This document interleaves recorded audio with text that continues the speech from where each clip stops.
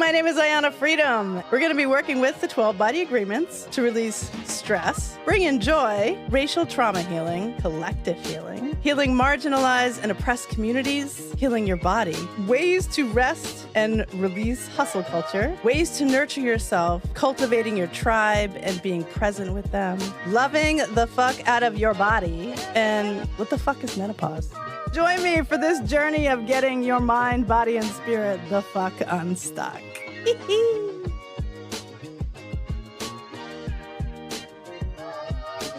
Hi, Blessing. Hi. How are you doing today? Good. Tired.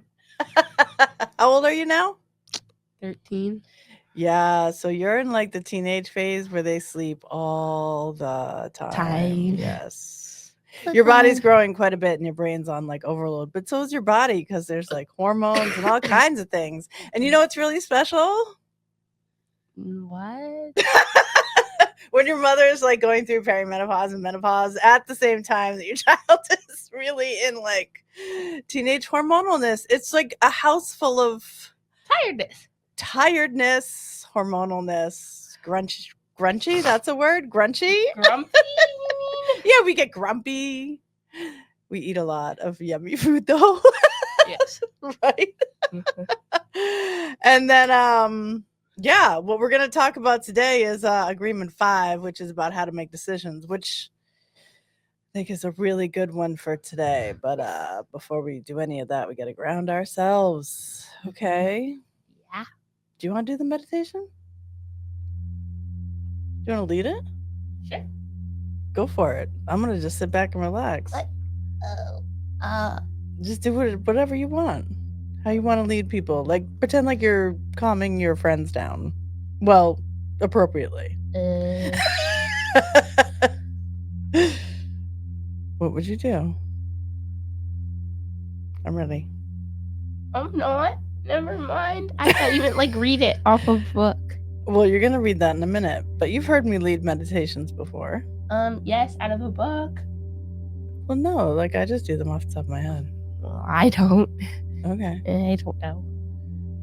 All right. So you want me to do it and then you do the breathing? Yes. All right, cool. All right. So unless you're driving somewhere, find a comfortable seat or a place where you can just be still for the next few moments. Drop your shoulders, drop your jaw.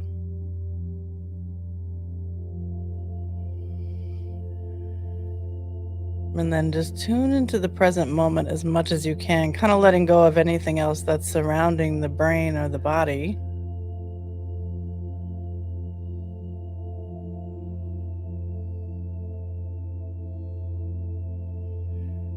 And now just notice breath.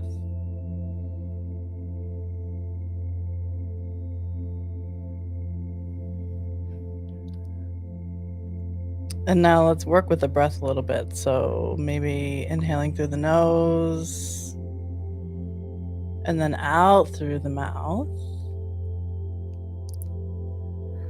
Yeah, Blessing has really good breath.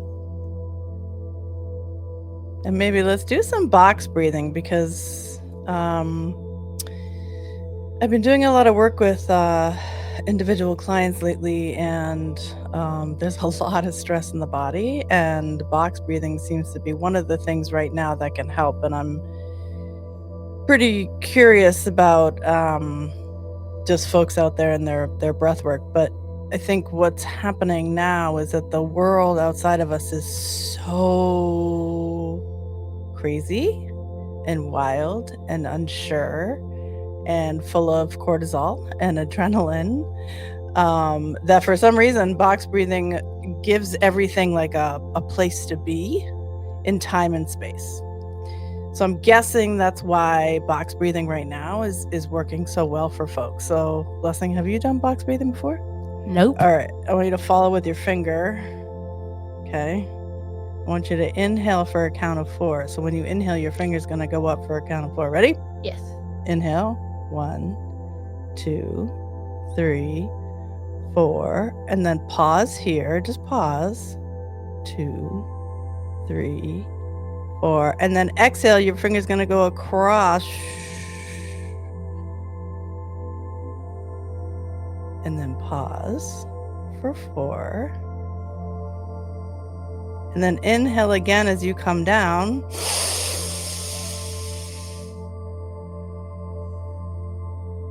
And then pause, hold the breath for 4.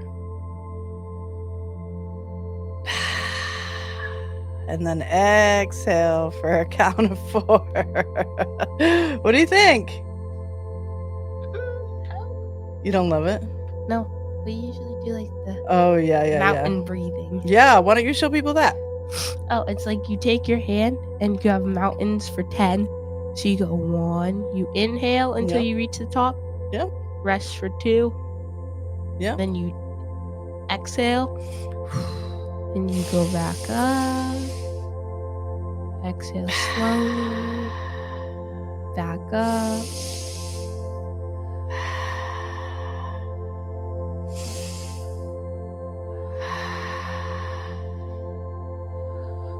Nice. So if you can't see her, she's sort of just tracing her hand for the mountain breathing. And then you switch. And so the fingers are the mountains. Yeah. You switch to your other hand. And do that on that side. Yeah. So 2 tricks you got to calm your nervous system down. So box breathing, where you can inhale for 4, pause for 4, and then you literally with your fingers just make a square to remind yourself of when to breathe, when to pause, and then when to exhale and inhale. And then with the hand, very similar concept, coming up and down. Yeah, they do that in Calmer Choice, which is an awesome organization. Which leads me into many thoughts about nonprofits and funding right now in the state. That's why I'm doing box breathing even more, because I'm getting a little stressed as I talk about that. We're not going to go there. We're just going to name it. That it's happening, that there's funding being taken away from incredibly amazing organizations by the current leadership. That was a good breath. Yeah. Oh my gosh. Yeah. I was going to name that there actually is a lot of stuff to be worried about right now. And so trying to pretend that it's not, I don't want to come in here and be like, yeah, just breathe and everything's going to be fine. The truth is, this is a really, really, really hard time. No matter which way you look at it, no matter what political side you're on. I don't even care if you're on right, left, whatever, wherever you sit, wherever you land in the world. It is not easy, and it's pretty divisive, and it's pretty scary. And there's a lot of harm on immigrant folks and a lot of harm on Black and brown folks. But I do want to say a little bit about, and then we'll get into the content of the podcast, although this is actually content of my podcast because it's my podcast. Our podcast. Oh my God, our podcast. What? Yeah. So it's ours. I think it just needs to be named that there's lots of, so what we do in my work or our work, let me be clear, is that we talk about the body and how we experience the world in the body. So not just in the brain, yes, in the brain, but also how that translates to the body. And then techniques in which you can sort of play or move those things through your body, which could be called somatic work or trauma work or yoga or however you want to name it. But let me be clear that those right now are different. So how we look at and treat and work with bodies of color are very different than how we treat and work with white bodies. Because right now, what's so clear is that there's the dominant and then there's the folks that are experiencing oppression and an extreme amount of harm. And so we have to make that distinction. However, I will never, ever move in the world without integration or love. What do you think about that? Very good. It's a good plan, right? Yes. Yeah. Because guess what? White bodies are affected by white supremacy. And unless you've had an opportunity to interrupt that and spend time interrupting that, that's sort of the way of life and the way of being that you've seen, that you've heard, that you've learned. And then that's why so many folks are able to then exhibit power over versus power with. Yeah. So that's like deep-winded stuff we're gonna get into later. But we're gonna transition into agreement number 5, which is talking about how to make decisions. So Blessing's gonna read it for us. Yes. Here you go. And what book are you reading from? Let's just tell people what book are we reading? We're reading from Unfuck Your Stuff. Oh, nice. And I got you to swear. Who wrote that book? My mom. Okay, good. Go for it. Agreement 5. I will sit and breathe with my body when making decisions. How do you want to show up in your mind and body when making decisions in your life, big or small? Decisions all make an impact. However, how you make the decision is what the body remembers in the moment, not the actual decision. Choose how you want to show up for yourself and your best friend when making decisions in life. Agreement 5. Yeah. So our best friend we talk about is like our body. So Yes. listen, what's your reaction to agreement number 5? You have any examples of how that's come up in your life at all, or anything that makes you think of? Like listening to your body and breathe? Well, sure. Agreement number 5, like making decisions in general. Like, what decisions have you had to make in your life? Maybe like decision. There's no right or wrong answer, love. People moving in. Okay. Yeah. Like answering yes or no. Okay. Decisions Do you have a specific something you're trying to share? Yeah. Don't you know? Why don't we just share that go ahead. Holly and Bryn are moving Holly and Bryn are moving in. Okay. I love it that you brought that up. Talk to me how you feel about that. Fun. We don't have share room. Good, because there's no way we survive. Wait, say it again? We don't have share room. No way. Share a room. I thought you said share a room. No. I was like, what are you talking about? There's no way we could survive. Okay, can you share for our listeners who those people are? They're not going to necessarily. I know, but the Yes. world doesn't know. Bryn and Holly are Holly's my dad's girlfriend and Bryn's her daughter, and they're moving in with us over the summer. Yeah, so that's a big change. I'm glad you brought it up. Yeah. So that's like, I wonder. Okay, so let's break that down as far as agreement number 5. That's a perfect example.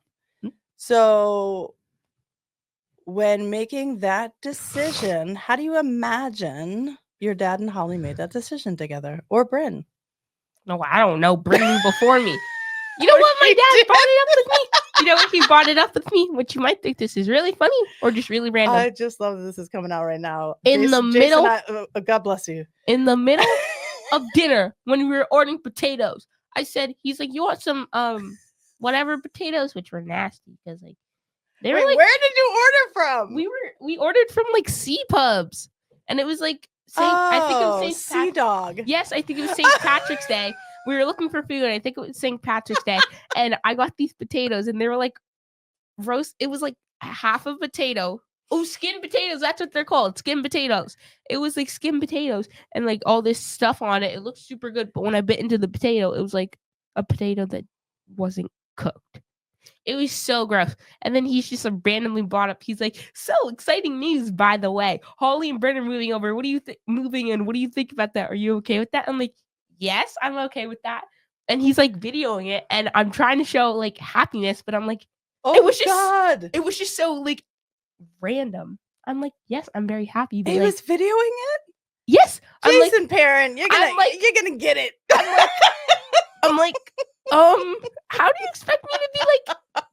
I'm not gonna be screaming over excitement if like we're in public. So like I'm trying to keep my cool emotions, and since we're like literally in public, and I'm not gonna be screaming. But like if we were at home and you did it, I would definitely be jumping around and screaming that they were coming in to move in. Would have been a lot better. Right.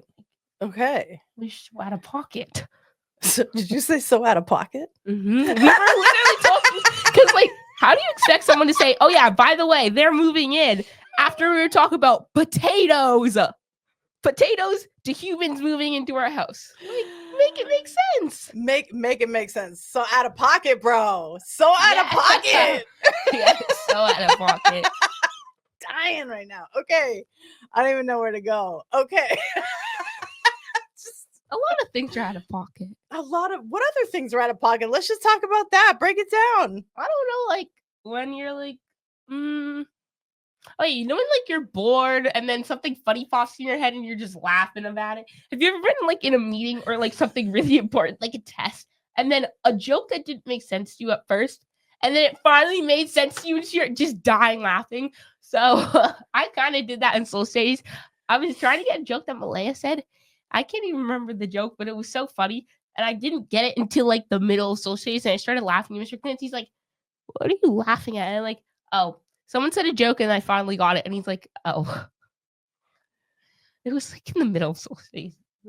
Out of pocket. Yes, it was out of pocket. I He's love like, that term. they're like, Malaya turned to me and she's like, "Dude, I told you that joke at lunchtime," which was like your brain just was like an hour ago because we have lunch at 1:02. I don't like our 7th grade lunch schedule. Now we're on to 7th grade so lunch lunch. schedule. Okay. Wow. It's literally so bad. We have to eat at 1:02, and on advisory days, 1:10. You're starving us. And then some of our seminars we don't even get to eat in, like band and chorus. Oh my God. I get it, but like you're making my tummy hungry because like we've got, let's see, it goes 2 blocks in the morning seminar, and then it's 2 blocks, and then it's lunch, and then it's 2 blocks after. And then on day 4s, we switch with 6th graders. So we have 3 blocks after lunch instead. Wow. Oh my gosh. Okay. I have another thought about how we might use agreement number 5. How do you feel about going into high school in the fall? It's big for high school. And yeah, it's large. I feel like we're going to get lost. Is that your biggest fear?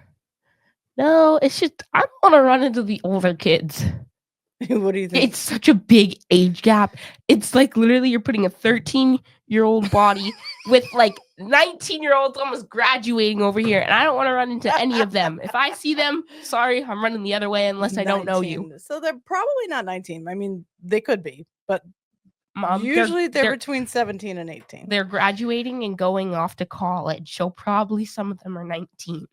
Some of them, sure. We have a lot of people who are going to be like 15 already in our school because they've stayed back. So probably some of them are 19. It's like I'm just going to put out there like all the people that stay back. All right, let's stay with this though. What's making you so nervous about high school? Like what's the biggest thing besides people being older and the school being big? Or you could break down like why would older kids scare you? Because they're big. But what do you think they're going to do to you? I don't know, like literally bully us or like push us into lockers. Okay. Oh wait, we don't even have lockers in high school. I mean, that's a real thing.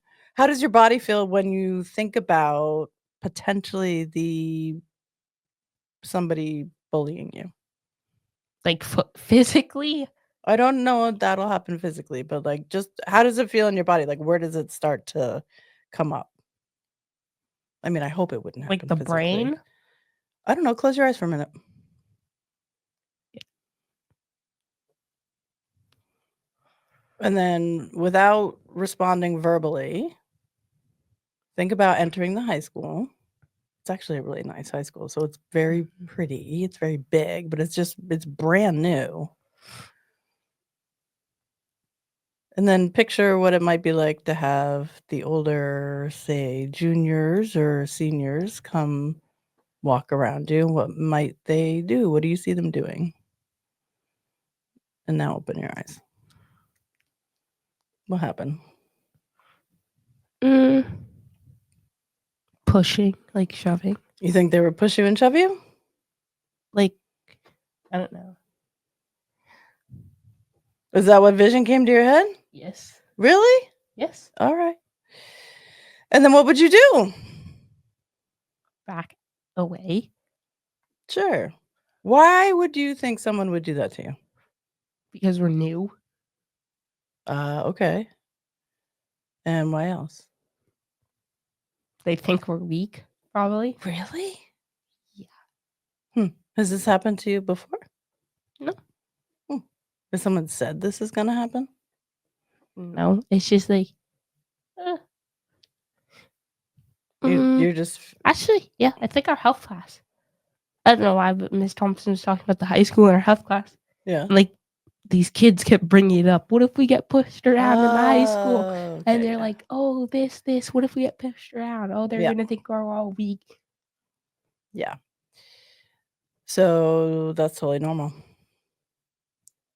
to think that. Yeah, to think it's not gonna happen because I've been to the high school like a lot of times. I've been there for like track practices. I've been there for like a track trip to the high school to like see what it would feel like to have our first meet on the Monomoy High School track. Oh, cool. Mhm. Okay. I've already met the track high school coach and the relay coach. I think they're really good. They're really good. Okay.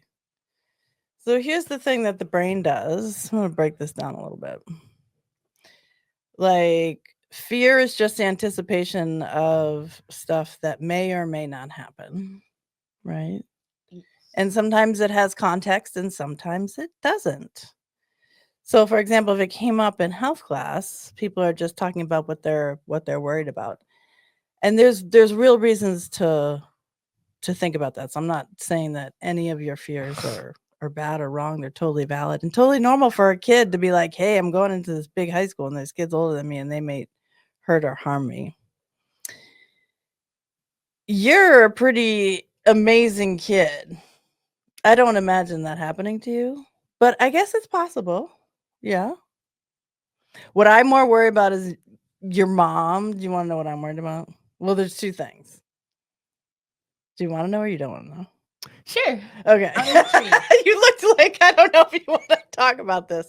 One is like older boys or males. Or, and I don't want to be gender specific because I suppose this could be either or, right? But you are goddamn gorgeous. Yes. And you have no idea. And so sometimes teenagers, particularly older teenage boys, just because of developmentally, might, want to be with you. Stop right there. First of all, Right? Stop right there, because why are we having this conversation? Because my heart's like I'm about to throw up. Like, first of all, one thing, all those older boys want to come to that high school, and all my friends here. First of all, just can tell you, over the summer, I'm gonna bring my army brother down here, teach him how to tell us to fight, and teach him. Oh, yeah. He's gonna teach me some army moves. Sean would come try. in, yeah. You try to hit. Well, on your mom any, would also come yes. and do. You some tried to things. literally hit on any of us younger girls. You're gonna get some army moves from me, my mom, and my brother. So don't even try. Yeah. If you try any of the girls in my grade, yeah, there's gonna be consequences for you guys. Oh my. Okay, so we don't want to get too off. Not violent. On all not that. violent. Right. Okay. Yes.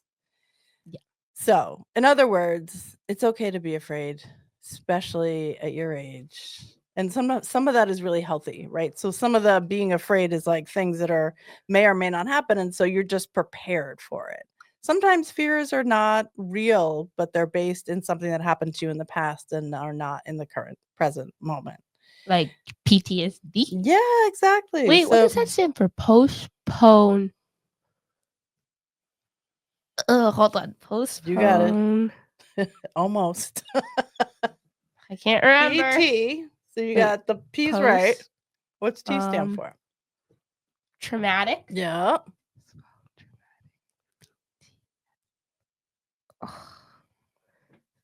You're so close. I have the depression part too. Postpone depression, but I'm missing the S. It's okay. It's what is it? Post-traumatic stress disorder. Ah, there we go. A lot of people in the army back then for World War I and II had that. That's what I learned in social studies. Yeah, do you know? Very good. We're gonna clap for PTSD. Yeah, well, not clap for PTSD. Clap for I learned that. Not that. We're clapping because I learned that. Do you know what it is, Blessing? What? PTSD. A lot of the soldiers had like flashbacks. If you have been in war, and then that was a long time ago, and all of a sudden you're driving and you hear a car tire blow, and it's like sounds like a bomb. Yeah. And then their whole body and mind goes right back to the place that they were It's during the like war. shock. Right. That would be an example of PTSD. Does that make sense? Yes.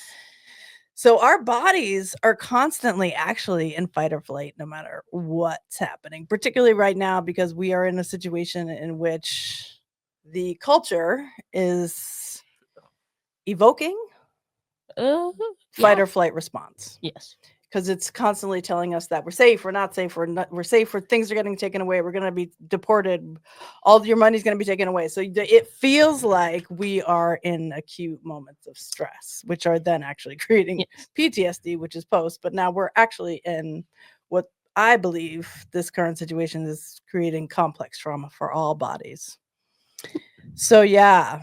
So Blessing's going to high school. She got some big changes coming up. Oh, and I Dad's have one more. girlfriend and daughter are moving in. I don't think you can see them, but I don't think I had braces last time we were here. Last time we recorded, she's got braces. Yeah, I have braces now. A trick to making decisions, or actually to understand how we're making decisions. So this is good for you, Blessing, going into high school when you're thinking about making decisions. So what's particular to the body about making decisions is that when you are looking back, you think about the decisions that you've made in your life.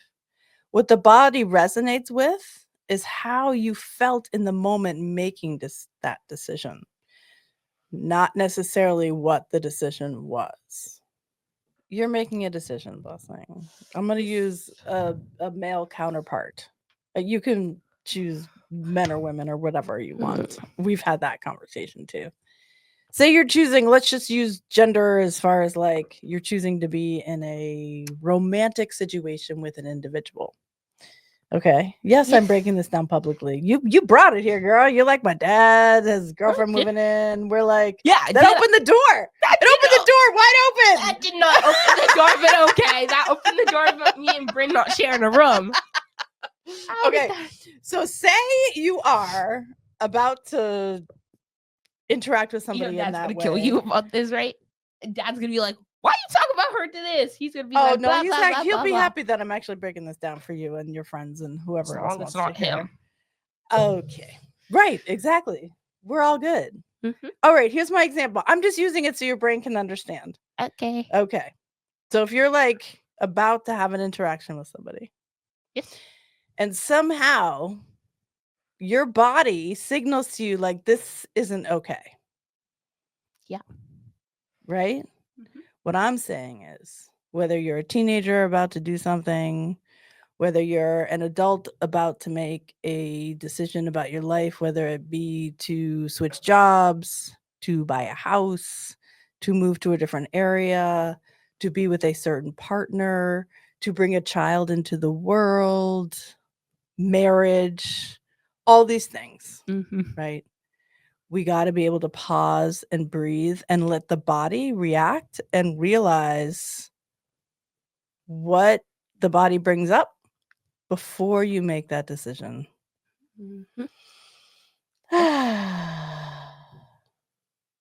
Because what the body remembers is how you felt making that decision versus the actual decision. Because when you think back, you're like, why did I make that decision? Oh, yes. You're like, what? And I'm like, I don't even remember making that decision. Your body does.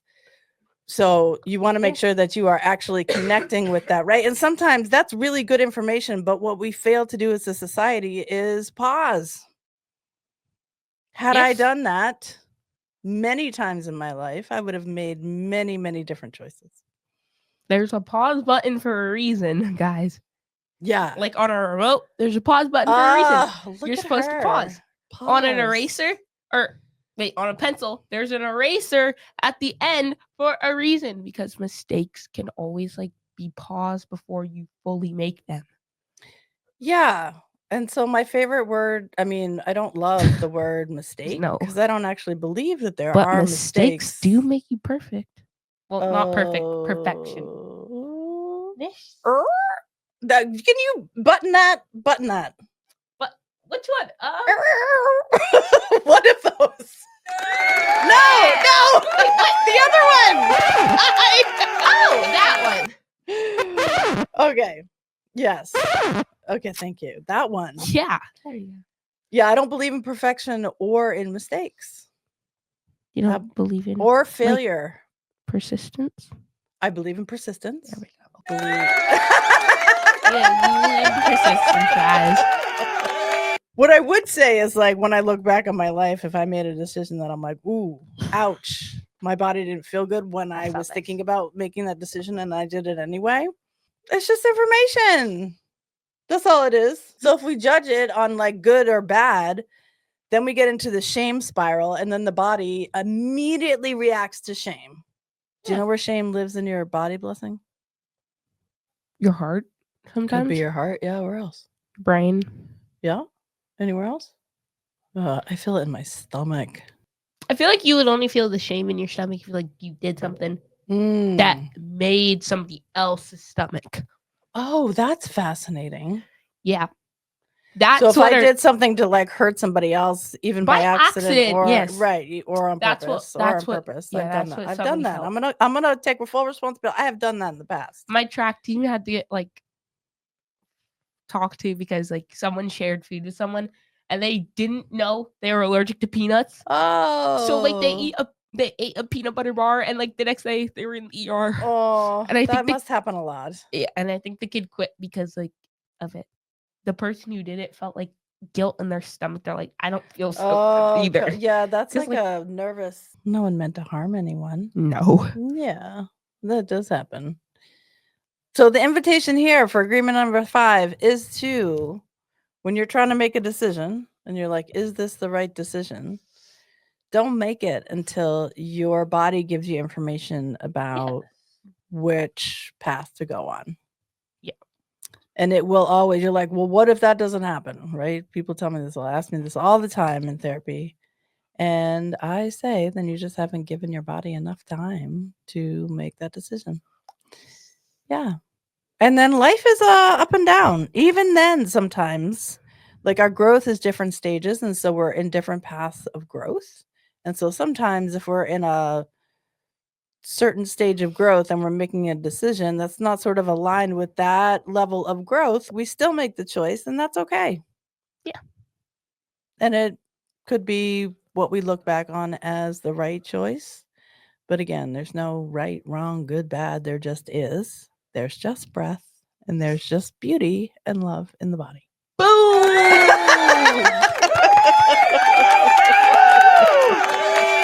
Yeah. Please check out my website, ayannafreedom.com.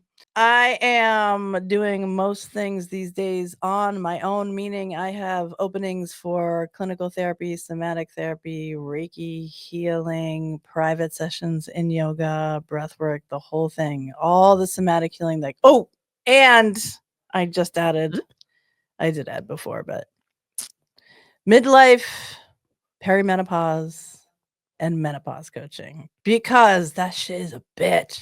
Sorry, Blessing. Oh my God, does that wreak havoc on your body like I've never seen anything wreak havoc before in my whole entire life, aside from being a teenager. It's almost identical. If you need help in any of those areas, I'm here to help. I can take insurance. I can also take private pay. I also have sliding fee skills. No one is turned away. However, I do love to center BIPOC bodies and Indigenous bodies and bodies that are being harmed by oppression. However, obviously, white bodies are always welcome in my space, and integration and love. I think we unfucked people stuck today. Yes. I think we're out. Yep. What? We're good. Oh, nice. Woo! Unfuck Your Stock is being produced by Lemonadio. When life gives you lemons, make radio. We encourage everyone to listenhappier.com.